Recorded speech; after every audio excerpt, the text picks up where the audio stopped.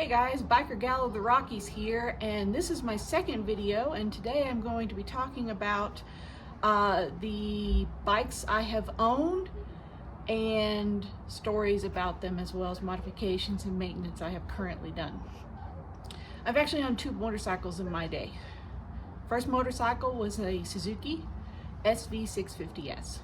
Now, if you actually watched me in my previous video, I talked about how that motorcycle scared me. Okay, here's why. Had nothing to do with horsepower or torque. Had more to do with the weather in the area, my lack of skills, as well as wind. Now, one of the things I noticed about that motorcycle is when I was on the interstate and an 18-wheeler would pass me, my bike would literally shimmy. And it scared me, even though I knew and read up that that's not really dangerous at all. But it scared me. And that was the primary reason I was scared of that motorcycle. Not the bravest person in the world. My thoughts on him is that he was actually a pretty good motorcycle. He was actually pretty balanced. He got me from point A to point B. He was very reliable. And I can't complain. It was actually a very good motorcycle. But there were two reasons outside of fear that kept me from riding him, and that was heat. I kind of barely touched that in my last video. If you haven't watched it, go watch it. But heat, when you're wearing full gear, which I always wear full gear, and you're talking about over 100 degrees, it can get really, really hot really fast, especially when you're just on city roads. You know, town roads where the max speed is 30-35 miles an hour. Not a lot of wind is hitting you, and it's really, really hot. And when I was a kid, I think best explanation is I was never diagnosed. I had heat exhaustion, and ever since then I've been sensitive to heat. So that was one of the reasons. Two was wind. I was living in Oklahoma at the time, and Oklahoma had a lot of wind, you know, 60-70 mile an hour gusts. Even in a parking lot, that gust knocked the motorcycle over completely, which I had to pay for repairs because they didn't have any sliders or anything on them. Conveniently, I named him Damien. The story behind that was I laid him over the very first day I owned him, and my left leg got caught between the front wheel and the tailpipe. So the pipe coming out, the exhaust pipe. And it actually burnt my inner thigh. So anybody who knows the story of the mythology or legend or whatever you might call it of Damien would understand that story. Okay, my current bike is this bird right here, this girl. Okay, she is a Suzuki Intruder Velosa VL800 from 2003. So she's kind of an old girl, but she does the job really well. The interesting thing about the Velosa brand is that they were debuted in 2001 by the Suzuki Motor Company in Volusia County, Florida at Daytona Bike Week. And that's where she came out. She was like kind of like a special edition Intruder. And it was because of this model that they branched off and created the Boulevard brand. And the first Boulevard happened to have been the C50, which is based off of this bike. The only thing that changed was the decals on the side that basically said Suzuki Boulevard instead of Velosa. So, mother of the Boulevards, right here. All right, specs on her, and I will put it over here. If I've gotten anything wrong in this video, I'll definitely check it when I edit this video. And that is, she is 584 pounds wet, and she's about 799 cc's. I just rough it around 800 cc's, just make it easy. And then she is also a shaft drive. So shaft drives are excellent because they don't require any maintenance. It's not like chains or belts where you have to oil or check the belt for age and wear and tear and stuff like that. All you have to do is change the fluids, and it's really, it's like changing an oil change. It's not hard at all, and doesn't need to happen as often as an oil change either. So that is the good thing. Modifications I've done to her. I got her pretty much the base model with some damage. So this is what I did. First thing I did when I bought her was I bought some crash bars and added highway pegs for comfort later on. Another upgrade I made is I replaced the windshield from the stock windshield. I'm not a fan of those big windshields. I like to have a little bit of wind hit my face when I ride. Another thing I upgraded was the grips. The grips were the stock. They vibrated, caused a lot of fatigue in my hand. So yes, I replaced them with special grips with air pockets in them to help with vibration. Yes, I put spikes on them. Don't judge. I changed all the lights to LEDs. And the reason for that was, one, LEDs are brighter. And number two, it doesn't create the wear and tear on the battery as much as, say, halogen bulb would do. So I changed everything LED. And because of that, I had to change the flasher relay so that the turn signals wouldn't hyperflash, like it's having a spaz attack.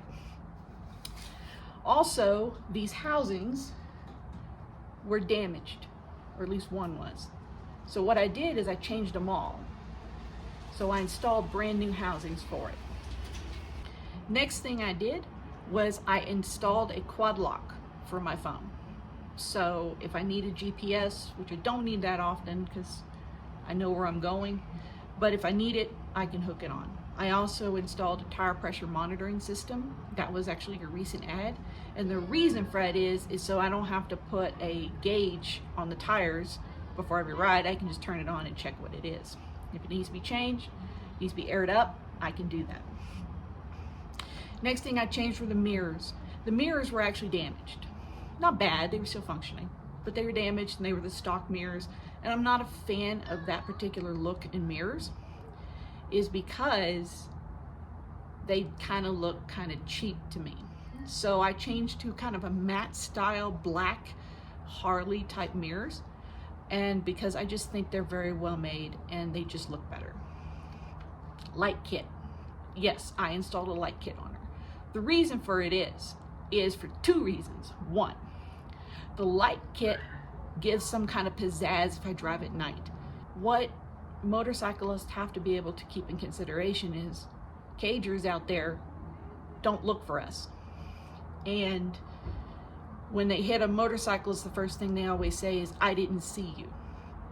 Well, if you got something kind of flashy on the bike, something that makes heads turn, guess what? You just got seen.